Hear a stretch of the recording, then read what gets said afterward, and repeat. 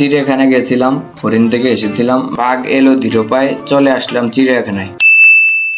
আসসালামু আলাইকুম এভরিওয়ান, আশা করি সকলে ভালো আছেন। আপনাদের দোয়ায় আমিও ভালো আছি। শুরুতেই সরি বলে নেই, কারণ ভিডিওগুলো অনেকদিন আগে ধারণ করছিলাম, সময়ের অভাবে ব্লগ আপলোড করতে পারিনি। এখন থেকে আর দেরি হবে না, প্রতি শনিবার আমার নতুন ব্লগ আপলোড হবে ইনশাআল্লাহ। যাই হোক, আমি ছিলাম মিরপুর 1-এ আমার চাচার বাসায়। সেখান থেকে অটো নিয়ে দুই ভাই চলে আসলাম চিড়িয়াখানা। আমরা তো এসেই ঢোকার চেষ্টা করছিলাম, এমনি এমনি তো আর ঢুকতে দিবে না, তাই তো দুটো টিকিট কেটে নিলাম, যার দাম ছিল 50 টাকা করে 100 টাকা। এবার টিকিট দেখিয়ে সরাসরি ঢুকে পড়লাম চিড়িয়াখানায়। ঢোকার পরে প্রথমেই চোখে পড়ে চিত্রা হরিণ। তারা যেন নিজের জগতে খুব ব্যস্ত, ঘাস খাচ্ছে, হাঁটছে আর চারিদিকে দেখছে কৌতূহলী চোখে। আমার দিকে তাকাইনি, তাই চলে আসলাম বাঘের কাছে। চেহারায় যেন আগুন, চোখে রাগ আর পায়ে ধ্বনি, দেখেই বোঝা যায় একদম বনের রাজা, এখনই যেন ঝাঁপাবে। তাই তো ভয়ে চলে আসলাম সিংহ মামির কাছে। সিংহ মামি ঘুমাচ্ছে আর ভাবছে রাজনীতি। অপর দিকে সিংহ মামা হেঁটে বেড়াচ্ছে, মনে হচ্ছে কারো ওপর রাগ করছে, কে জানে, হয়তোবা জামাই পছন্দ হয়নি। তাই তো চলে আসলাম আমার মতো কালো পশুর কাছে, অর্থাৎ ভাল্লুকের কাছে। এসে দেখি ভাল্লুক ভাই হাঁটতেছে, দেখে মনে হচ্ছে প্রেমিকার সাথে ব্রেকআপ হয়ে গেছে। চেহারায় দুঃখ,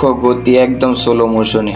অপর দিকে দেখি পাখিরা গাইতেছে রঙিন সুরে, কেউ ডাকে কেউ নাচে, যা আমার কাছে একদমই ভালো লাগেনি। তাই তো বিশাল আকৃতির জলজ প্রাণী দেখে মনটা শান্ত করে নিলাম। তার পাশেই দেখা মিলে ইম্পালা, যা দেখতে অনেকটা হরিণের মতো। তার পাশে এমন একটি পশুর দেখা মিলে যার নাম জানা নেই, এমনকি সাইনবোর্ডও নেই। তোমরা নাম জানলে অবশ্যই কমেন্টে জানাবা। যেহেতু সন্ধ্যা হয়ে যাইতেছে, তাই আমরা দেরি না করে সামনে হাঁটলাম এবং দেখা হলো এমন একটি প্রাণীর যার লম্বা গলা এবং মাথা প্রায় আকাশ। এটাই মনে হচ্ছে জিরাফ। বের হওয়ার সময় কাসিমগুলো দেখে নিলাম। আজকের ভিডিওটি এই পর্যন্তই। এই ভিডিওতে চিড়িয়াখানার সকল কিছু দেখাইতে পারিনি। আল্লাহ যদি বাঁচিয়ে রাখে, সামনে আর একটি নতুন ভিডিওর মাধ্যমে চিড়িয়াখানার সকল সৌন্দর্য তুলে ধরার চেষ্টা করব। সেই পর্যন্ত সবাই ভালো থাকবে। যারা ইউটিউব থেকে দেখছো তারা চ্যানেলটিকে সাবস্ক্রাইব করে দিবে। যারা ফেসবুক থেকে দেখছো পেজটিকে ফলো দিয়ে পাশে থাকবে। আল্লাহ হাফেজ।